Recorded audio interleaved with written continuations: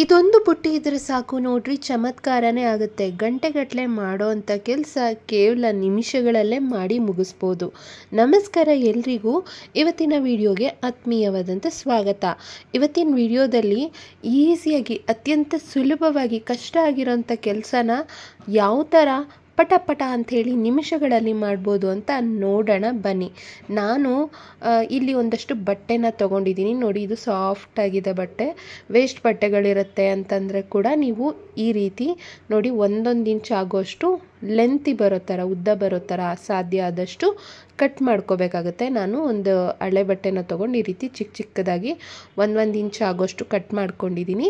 ಇವಾಗ ಲಗ್ಗಿನ್ಸ್ ಪ್ಯಾಂಟ್ಗಳೆಲ್ಲ ಇರುತ್ತಲ್ವ, ಹಳೇದಾಗಿರುತ್ತೆ ಅಂತಂದರೆ ಅದನ್ನು ಕೂಡ ಈ ಥರ ನೋಡಿ ಚಿಕ್ಕ ಚಿಕ್ಕದಾಗಿ ಉದ್ದುದ್ದ ಬರೋ ಥರ ಪೀಸ್ಗಳನ್ನ 1 ಇಂಚಿಗೆ ಕರೆಕ್ಟಾಗಿ ಕತ್ರಿನಲ್ಲಿ ಕ್ಲೀನಾಗಿ ಸ್ಟ್ರೇಟಾಗಿ ಕಟ್ ಮಾಡ್ಕೋಬೇಕಾಗುತ್ತೆ. ಅದ್ರ ಜೊತೆಗೆ ಈ ಸೀರೆದು ಅಥವಾ ದುಪ್ಪಟ್ಟದು ಬಟ್ಟೆಗಳೆಲ್ಲ ಇದೆ ಅಂದರೂ ಕೂಡ ಈ ರೀತಿ ಕಟ್ ಮಾಡಿಕೊಂಡು ನೋಡಿ ಚಿಕ್ಕ ಚಿಕ್ಕದಾಗಿ ಈ ಥರ ಬಾಲ್ ಥರ ಮಾಡ್ಕೋಬೇಕಾಗತ್ತೆ. ಇವಾಗ ಬಟ್ಟೆನೆಲ್ಲ ಕಟ್ ಮಾಡ್ಕೊಂಡಿದ್ದಾಗಿದೆ ಅಂತ ಅಂದರೆ ನೋಡಿ ಬುಟ್ಟಿಯನ್ನು ತೊಗೋಬೇಕಾಗತ್ತೆ. ಈ ಥರ ಬುಟ್ಟಿನ ತೊಗೊಂಡು ಕಟ್ ಮಾಡ್ಕೊಂಡಿರೋಂಥ ಬಟ್ಟೆನ ಈ ರೀತಿ ಒಂದು ಸೈಡ್ನಲ್ಲಿ ಸ್ವಲ್ಪ ನಿಧಾನಕ್ಕೆ ತೋರಿಸ್ತೀನಿ ನೋಡಿ, ನಿಮಗೆ ಕನ್ಫ್ಯೂಷನ್ ಆಗಬಾರ್ದು. ಕ್ಲೀನಾಗಿ ನೋಡ್ಕೊಂಬಿಟ್ರೆ ಈಸಿಯಾಗಿ ಮಾಡ್ಕೋಬೋದು ನೋಡಿ. ಇವಾಗ ಆ ಕಡೆ ಮತ್ತು ಈ ಕಡೆ ನೇರವಾಗಿ ಸ್ಟ್ರೇಟಾಗಿ ಬರೋ ಥರ ಈ ಥರ ಕಟ್ಕೋಬೇಕಾಗತ್ತೆ. ಸೊ ನಾನು ಒಂದು ಕಡೆ ಈ ಥರ ಕಟ್ಟಿದ್ದೀನಿ ನೋಡಿ. ಇವಾಗ ಮಧ್ಯಭಾಗಕ್ಕೆ, ಆ ಕಡೆ ಈ ಕಡೆ ಕಟ್ಟಿದ್ದೀನಲ್ಲ, ಮಧ್ಯಭಾಗಕ್ಕೆ ನೋಡಿ ಈ ಥರ ಕಟ್ತಾ ಇದ್ದೀನಿ. ತುದಿನಲ್ಲಿ ಈ ತೂತ್ಗಳಿರುತ್ತಲ್ವ, ಆ ತೂತ್ಗಳಿಗೆ ಒಳಗಡೆಯಿಂದ ಸೇರಿಸಿ ಕಟ್ಕೋಬೇಕಾಗತ್ತೆ. ಇವಾಗ ಇದೆರಡರ ಪಕ್ಕದಲ್ಲಿ ಒಂದು ದಾರನ ಕಟ್ಟಿದ್ದೀನಿ, ಮತ್ತು ಇನ್ನೊಂದು ದಾರನೂ ಕೂಡ ನಾನು ಕಟ್ತಾ ಇದ್ದೀನಿ. ಇದೆರಡರ ಪಕ್ಕದಲ್ಲಿ 3 ದಾರ ಬರಬೇಕು, ಆ ಥರ ನಾನು ಇಲ್ಲಿ ಕಟ್ಕೊಳ್ತಾ ಇದ್ದೀನಿ ನೋಡಿ. 3 ದಾರ ಕಟ್ಟಿದಾಗಿದೆ.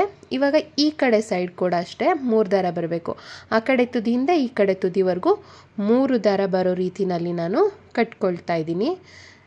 ಅಂದಾಜಿನಲ್ಲಿ ಸ್ಟ್ರೇಟಾಗಿ ನೋಡಿಕೊಂಡು ಕಟ್ಕೊಂಡ್ರೆ ನೋಡಿ ಇವಾಗ ಕಟ್ಟಿದ್ದಾಗಿದೆ. ಈಗ ಸೂಜಿ ದಾರ ತೊಗೊಂಡು, ನಾನು ಕಪ್ಪು ಬಟ್ಟೆ ಕಟ್ ಮಾಡ್ಕೊಂಡಿದ್ದೆ ಅಲ್ವಾ, ಸೊ ಕಲರ್ ಕಾಂಬಿನೇಷನ್ ನೋಡ್ಕೊಂಡು ತೊಗೊಳ್ಳಿ, ಚೆನ್ನಾಗಿರುತ್ತೆ. ಹಳೆ ಬಟ್ಟೆಗಳನ್ನ ಬಿಸಾಕೋ ಬದಲಿಗೆ ಈ ಥರ ಯೂಸ್ ಮಾಡ್ಕೋಬೋದು.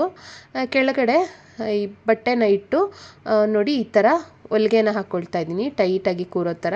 ಮತ್ತು ಈ ಬಟ್ಟೆನೆಲ್ಲ ಮಧ್ಯಭಾಗಕ್ಕೆ ಒಂದು ಸೈಡು ಕ್ಲೀನಾಗಿ ಸೇರೋ ಥರ ಎಲ್ಲದನ್ನು ಮಧ್ಯಭಾಗಕ್ಕೆ ಈ ಥರ ಹಿಡಿದ್ಬಿಟ್ಟು ಸ್ಟಿಚ್ ಮಾಡಿದ್ದೀನಿ.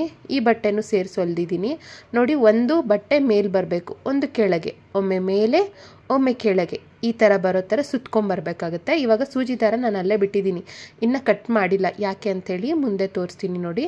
ಈ ಥರ ನಿಧಾನಕ್ಕೆ ಸುತ್ಕೊಂಬಂದ ನಂತರ ಇವಾಗ ನಾನು ಇನ್ನೊಂದು ಬಟ್ಟೆ, ಈ ಕಾಟನ್ ಬಟ್ಟೆನೇ ಇತ್ತಲ್ವ, ಸೀರೆ ಬಟ್ಟೆ ಸ್ವಲ್ಪ ಮಿಕ್ಕಿತ್ತು, ಅದನ್ನು ನಾನು ಈ ಥರ ಯೂಸ್ ಮಾಡ್ಕೊಳ್ತಾ ಇದ್ದೀನಿ.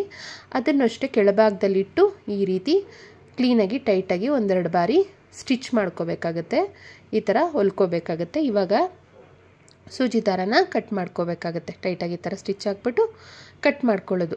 ಇದು ಬಿಗ್ಗಿಯಾಗಿರುತ್ತೆ ಈ ಥರ ಮಾಡೋದ್ರಿಂದ. ಇವಾಗ ಈ ಬಟ್ಟೆ ತೊಗೋಬೇಕಾಗುತ್ತೆ. ಒಂದು ಸುತ್ತು ಕಪ್ ಬಟ್ಟೆ, ಒಂದು ಸುತ್ತು ಇವಾಗ ಹಳದಿ ಬಟ್ಟೆ. ಒಂದು ಮೇಲ್ ಬರಬೇಕು, ಒಂದು ಕೆಳಗೆ ಬರಬೇಕು. ಎರಡು ಸುಮ್ಮನೆ ಸುತ್ತದಂಗೆ ಒಂದೇ ಥರ ಸುತ್ಕೊಂಡು ಹೋಗೋದಲ್ಲ. ಒಂದು ಬಟ್ಟೆ ಮೇಲೆ ಕಪ್ ಬಟ್ಟೆ ಬಂದರೆ ಇನ್ನೊಂದು ಬಟ್ಟೆ ಮೇಲೆ ಯೆಲ್ಲೋ ಕಲರ್ ಬಟ್ಟೆ ಬರಬೇಕು. ಆ ಥರ ನೋಡಿ, ಒಂದ್ರ ಮೇಲೆ ಒಂದು ಬರೋ ಥರ. ಅಂದರೆ ನೀವು ಲೈನನ್ನು ನೋಡ್ಕೋಬೇಕಾಗತ್ತೆ. ಯಾವುದ್ರ ಮೇಲೆ ಕಪ್ಪು ಬಟ್ಟೆ ಬಂದಿರುತ್ತೆ ಅದ್ರ ಮೇಲೆ ಮತ್ತೆ ಕಪ್ಪು ಬಟ್ಟೆನೇ ಬರಬೇಕು. ಸೊ ಆ ಥರ ಇದು ಸುತ್ತುತ್ತಾ ನಿಮಗೆ ಗೊತ್ತಾಗುತ್ತೆ ನೋಡಿ. ಈ ಥರ ಡಿಸೈನ್ ಬರೋಕ್ಕೆ ಶುರು ಆಗುತ್ತೆ. ನೋಡ್ತಾ ಇದ್ದೀರಲ್ಲ, ಮಧ್ಯದಲ್ಲಿ ಸುತ್ತಬೇಕಾದ್ರೆ ಏನಾದರೂ ದಾರ ಖಾಲಿ ಆದರೆ ಎಗೇನ್ ಈ ಬಟ್ಟೆ ತುಂಡುಗಳನ್ನ ನಾವು ಕಟ್ ಮಾಡ್ಕೊಂಡಿರ್ತೀವಲ್ಲ, ಈ ಥರ ಸೇರಿಸಿ ಸೂಜಿ ದಾರದಿಂದ ಟೈಟಾಗಿ ಸ್ಟಿಚ್ ಮಾಡ್ಕೋಬೇಕು. ಇಲ್ಲ ಅಂತಂದರೆ ನೀವು ಒಂದೇ ಸತಿ ಸುತ್ತಕೊಂಡು ಈ ಥರ ನೋಡಿ ಉಂಡೆಯಾಗಿ ರೋಲ್ ಮಾಡ್ಕೊಂಬಿಟ್ರೆ ಇನ್ನೂ ಈಸಿ ಆಗುತ್ತೆ, ಪಟ ಪಟ ಅಂತ ಮಾಡ್ಕೊಬೋದು. ಅಂದರೆ ಒಂದು ಬಟ್ಟೆ ಪೀಸಿಂದ ಇನ್ನೊಂದು ಬಟ್ಟೆ ಪೀಸ್ ಎಲ್ಲದನ್ನು ಸೇರಿಸಿ ಒಂದೇ ಸತಿ ಸ್ಟಿಚ್ ಮಾಡಿಕೊಂಡು ಸುತ್ಕೊಂಡು ಇಟ್ಕೊಂಬಿಡೋದು ನೋಡಿ. ಈ ಥರ ಸುತ್ತುತ್ತಾ ಬ್ಲ್ಯಾಕ್ ಬಟ್ಟೆನೇ ಒಂದು ಲೈನ್ ಮೇಲೆ ಬಂದಿದೆ, ಯೆಲ್ಲೋ ಕಲರ್ ಬಟ್ಟೆನೇ ಒಂದು ಲೈನ್ ಮೇಲೆ ಬಂದಿದೆ. ಹೀಗೆ ಒಂದ್ರ ಮೇಲೆ ಬಿಳಿ ಬಟ್ಟೆ ಬರೋ ಥರ ಒಂದು ಸುತ್ತು ಆ ಬಟ್ಟೆಯಿಂದ ಸುತ್ಕೊಂಬರ್ಬೇಕು, ಇನ್ನೊಂದು ಸುತ್ತು ಈ ಬಟ್ಟೆಯಿಂದ ನೋಡ್ಕೊಳ್ತಾ ಸುತ್ಕೊಂಬನ್ನಿ. ಸ್ಟಾರ್ಟಿಂಗಲ್ಲಿ ನಿಮ್ಗೆ ಸ್ವಲ್ಪ ಕನ್ಫ್ಯೂಷನ್ ಆಗ್ಬೋದು, ಬಟ್ ನಿಧಾನಕ್ಕೆ ನೋಡ್ಕೊಳ್ತಾ ಸುತ್ಕೊಳ್ತಾ ಬನ್ನಿ. ಮೊದಲು ಕಪ್ಪು ಬಟ್ಟೆ, ಆಮೇಲೆ ಬಿಳಿ ಬಟ್ಟೆ. ಸೊ ನೋಡಿಕೊಂಡು ಸುತ್ಕೊಳ್ತಾ ಬರಬೇಕು. ಒಂದು ಮೇಲೆ ಬಂದರೆ ಒಂದು ಕೆಳಗೆ ಬರಬೇಕು. ಈ ಥರ ಸುತ್ಕೊಳ್ತಾ ನೋಡಿ ಎಷ್ಟು ಚೆನ್ನಾಗಿ ಬರ್ತಾ ಇದೆ, ನೋಡೋದಕ್ಕೆ ಎಷ್ಟು ಚೆನ್ನಾಗಿ ಕಾಣಿಸ್ತಾ ಇದೆ. ಮತ್ತು ಮ್ಯಾಟೆಲ್ಲ ಹಾಕೋದಕ್ಕೆ ಕೆಲವರು ತುಂಬ ಟೈಮನ್ನು ತೊಗೊಳ್ತಾರೆ, ತುಂಬ ಕಷ್ಟ ಅಂತ ಅಂದ್ಕೊಳ್ತಾರೆ. ಮತ್ತು ಹಳೆ ಬಟ್ಟೆಯಿಂದ ಈ ಥರ ನಾವೇ ಮ್ಯಾಟನ್ನು ಮಾಡಿಕೊಂಡ್ರೆ ಹೆಚ್ಚು ದಿನಗಳ ಕಾಲ ಬಾಳಿಕೆ ಕೂಡ ಬರುತ್ತೆ. ಇವಾಗ ಕಪ್ಪು ಬಟ್ಟೆ ಮತ್ತು ಎಲ್ಲೋ ಬಟ್ಟೆ ಖಾಲಿ ಆಯಿತು. ನನ್ನ ಹತ್ರ ಸ್ವಲ್ಪ ಈ ಥರ ಪಿಂಕ್ ಬಟ್ಟೆಯನ್ನು ಬಳಸಿ ನಾನು ರೋಲ್ ಮಾಡಿ ಇಟ್ಕೊಂಡಿದ್ದೀನಿ. ಇವಾಗ ಆ ಬಟ್ಟೆನೇ ಸೇರಿಸಿ ನೋಡಿ, ಬ್ಲ್ಯಾಕ್ ಥ್ರೆಡ್ಡಿಗೂ ಸೇರಿಸಿದ್ದೀನಿ ಮತ್ತು ಈ ಯೆಲ್ಲೋ ಕಲರ್ ಬಟ್ಟೆಗೂ ಕೂಡ ಸೇರಿಸಿ ಸ್ಟಿಚ್ ಮಾಡಿದ್ದೀನಿ. ಇವಾಗ ಇದರಿಂದ ನಾನು ಸುತ್ಕೊಳ್ತಾ ಬರ್ತಾ ಇದ್ದೀನಿ. ಈಸಿಯಾಗಿ ಮಾಡ್ಕೋಬೋದು. ನಿಮಗೆ ದೊಡ್ಡದಾಗಿ ಬೇಕು, ಇನ್ನೂ ದೊಡ್ಡದಾಗಿ ಅಂತಂದರೆ ಈ ದೊಡ್ಡ ಬೇಷನೆಲ್ಲ ಬರುತ್ತಲ್ವ, ತೂತ್ಬುಟ್ಟಿಗಳು, ಅವುಗಳನ್ನ ಬಳಸಿ ಮಾಡಿಕೊಂಡ್ರೆ ನೀವು ಈಸಿಯಾಗಿ ಮಾಡ್ಕೋಬೋದು. ನೋಡಿ, ಎಂಡಲ್ಲಿ ಪಿಂಕ್ ಕಲರ್, ಮಧ್ಯದಲ್ಲಿ ಯೆಲ್ಲೋ ಮತ್ತು ಬ್ಲ್ಯಾಕ್ ಕಲರ್, ಇದು ಕೂಡ ಒಂಥರ ಚೆನ್ನಾಗಿದೆ. ಹೀಗೆ ನಾವು ಸುತ್ಕೊಳ್ತಾ ಗೊತ್ತಾಗುತ್ತೆ ನಮಗೆ ಎಷ್ಟು ಅಗಲ ಬೇಕಾಗುತ್ತೆ ಮ್ಯಾಟು. ಚಿಕ್ಕದಾಗಿ ಸಾಕಾ, ಇನ್ನೊಂಚೂರು ದೊಡ್ಡದಾಗಿ ಬೇಕಾ, ನಿಮಗೆ ಎಷ್ಟು ದೊಡ್ಡದಾಗಿ ಬೇಕೋ ಅಷ್ಟು ಸೈಜನ್ನು ನೋಡಿಕೊಂಡು ನೀವು ಅಲ್ಲಿವರೆಗೂ ಈ ಥರ ಒಂದು ಮೇಲೆ ಒಂದು ಕೆಳಗೆ ಮಾಡ್ತಾ ಸುತ್ಕೊಳ್ತಾ ಬರಬೇಕು. ಕೊನೆಯಲ್ಲಿ ದಾರ ಮಿಕ್ಕಿರುತ್ತಲ್ವ, ಆ ದಾರನ ಏನು ಮಾಡಬೇಕು ಅಂತೇಳಿ ತೋರಿಸ್ತೀನಿ. ವಿಡಿಯೋ ಎಲ್ಲೂ ಕೂಡ ಸ್ಕಿಪ್ ಮಾಡೋಕ್ಕೆ ಹೋಗಬೇಡಿ.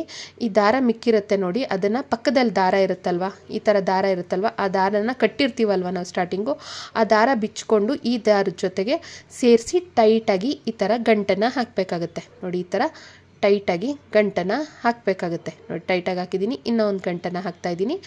ನೆಕ್ಸ್ಟ್ ಇದನ್ನು ಯೆಲ್ಲೋ ಕಲರ್ ಇದೆಯಲ್ಲ ಬಟ್ಟೆ, ಆ ಬಟ್ಟೆ ಜೊತೆಗೆ ಪಕ್ಕದ ದಾರ ಕಟ್ ಮಾಡಿಕೊಂಡು, ಅಂದರೆ ಬಿಚ್ಚಿಬಿಟ್ಟು, ಈ ದಾರ ಬಿಚ್ಚಿಬಿಟ್ಟು ಅದ್ರ ಜೊತೆಗೆ ಸೇರಿಸಿ ಗಂಟಾಕೋದು.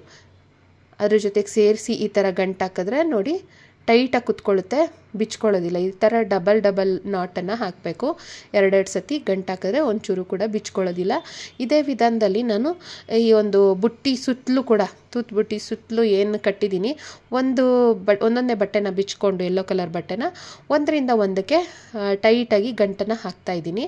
ಆಮೇಲೆ ಈ ಕಡೆನೂ ಅಷ್ಟೇ, ಎರಡು ಬಟ್ಟೆ ಅಲ್ವಾ ನಾವು ಸುತ್ಕೊಂಬಂದಿದ್ದು ಪಿಂಕ್ ಕಲರು, ಅದನ್ನು ಅಷ್ಟೇ ಈ ರೀತಿ ಯೆಲ್ಲೋ ಕಲರ್ ಬಟ್ಟೆ ಜೊತೆಗೆ 2 ಸತಿ ಗಂಟಾಕ್ಬಿಟ್ಟು ಮತ್ತು ಪಕ್ಕದಲ್ಲಿರೋದನ್ನು ಬಿಡಿಸಿ ಈ ಥರ ಗಂಟಾಕ್ತಾಯಿದ್ದೀನಿ. ಇದೇ ವಿಧಾನದಲ್ಲಿ ಎರಡೆರಡನ್ನು ಸೇರಿಸಿ ಗಂಟಾಕೊಳ್ತಾ ಬಂದರೆ ಕ್ಲೀನಾಗಿ ಒಂದಕ್ಕೊಂದು ಸರಿ ಹೊಂದುತ್ತೆ. ಈಗ ಎಕ್ಸ್ಟ್ರಾ ಬಟ್ಟೆ ಇದೆಯಲ್ವಾ, ಇದನ್ನು ಕಟ್ ಮಾಡಿಕೊಂಡ್ರೆ ಆಯಿತು. ಈ ಎಕ್ಸ್ಟ್ರಾ ಬಟ್ಟೆನೆಲ್ಲ ಕ್ಲೀನಾಗಿ ಕತ್ತರಿ ತೊಗೊಂಡು ಕಟ್ ಮಾಡ್ತಾಯಿದ್ದೀನಿ. ಕಟ್ ಮಾಡಿದ್ಮೇಲೆ ಯಾವ ಥರ ಕಾಣಿಸ್ತಾ ಇದೆ ನೀವು ಮ್ಯಾಟು ಅಂಥೇಳಿ ನೀವೇ ನೋಡಿ, ಎಷ್ಟು ಚೆನ್ನಾಗಿ ಬಂದಿದೆ. ಇದಕ್ಕೆಲ್ಲ ಏನು ಜಾಸ್ತಿ ಟೈಮೇ ಬೇಡ. ಮ್ಯಾಟ್ ಮಾಡಬೇಕು ಅಂತ ಅಂದರೆ ಈ ಮ್ಯಾಟನ್ನು ಸ್ಟಿಚ್ ಮಾಡಬೇಕು ಅಂದರೆ ತುಂಬ ಟೈಮ್ ತೊಗೊಳುತ್ತೆ. ಅಥವಾ ಕೆಲವರು ಈ ಕ್ರೋಶ ಕಡ್ಡಿಲೆಲ್ಲ ಹಾಕ್ತಾರೆ, ಅದಕ್ಕೆಲ್ಲ ತುಂಬ ಸಮಯ ತೊಗೊಳುತ್ತೆ. ಬಟ್ ಈ ವಿಧಾನದಲ್ಲಿ ನೀವು ಡೋರ್ ಮ್ಯಾಟ್ ಮಾಡ್ತೀರಾ ಅಂತಂದರೆ ಈಸಿಯಾಗಿ ಮಾಡ್ಕೊಳ್ಬೋದು. ಪಟ ಅಂತ ಕೂಡ ಆಗಿಬಿಡುತ್ತೆ, ಚೆನ್ನಾಗಿ ಕೂಡ ಇರುತ್ತೆ, ನೋಡೋದಕ್ಕೆ ಒಂಥರ ಡಿಸೈನಾಗಿ ಚೆನ್ನಾಗಿ ಕಾಣಿಸುತ್ತೆ. ಆಮೇಲೆ ಹೆಚ್ಚಿನ ದಿನ ಕೂಡ ಬಾಳಿಕೆ ಬರುತ್ತೆ. ಸೊ ಟೈಟಾಗಿ ನಾಟ್ ಹಾಕಿರ್ತೀವಿ, ಒಂಚೂರು ಕೂಡ ಬಿಚ್ಕೊಳ್ಳೋದಿಲ್ಲ. ಈ ಒಂದು ಸಿಂಪಲ್ಲಾಗಿ ಮಾಡಿರೋಂಥ ಮ್ಯಾಟ್ ನಿಮಗೆ ಇಷ್ಟ ಆದರೆ ಈಗಲೇ ಲೈಕ್ ಕೊಟ್ಟು ಮತ್ತು ಹೆಚ್ಚಿನ ಜನರಿಗೆ, ನಮ್ಮ ಶ್ರೀಮತಿಯರಿಗೆ ಶೇರ್ ಮಾಡಿ, ಖಂಡಿತ ಶೇರ್ ಮಾಡಿ. ಮುಂದಿನ ವಿಡಿಯೋದಲ್ಲಿ ನಮ್ಮ ಶ್ರೀಮತಿಯರಿಗೆ ಉಪಯೋಗ ಆಗೋಂಥ ಯಾವುದಾದ್ರು ಒಳ್ಳೆ ಟಿಪ್, ವಿಡಿಯೋ, ಮಾಹಿತಿಯೊಂದಿಗೆ ನಾನು ಮತ್ತೆ ಬರ್ತೀನಿ. ಮುಂದೆ ನಾನು ಶೇರ್ ಮಾಡೋವಂಥ ವಿಡಿಯೋಗಳನ್ನ ನೀವು ನೋಡಬೇಕು ಅಂದರೆ ಚಾನಲನ್ನು ಸಬ್ಸ್ಕ್ರೈಬ್ ಮಾಡಿಕೊಂಡು ಸಪೋರ್ಟ್ ಮಾಡಿ. ಈ ಒಂದು ಮ್ಯಾಟ್ ನಿಮ್ಗೆ ಇಷ್ಟ ಆಯಿತಾ? ಹಾಗಿದ್ರೆ ಕಮೆಂಟನ್ನು ಮಾಡಿ. ಮುಂದಿನ ವಿಡಿಯೋದಲ್ಲಿ ಬರ್ತೀನಿ. Thank you all. ಧನ್ಯವಾದಗಳು.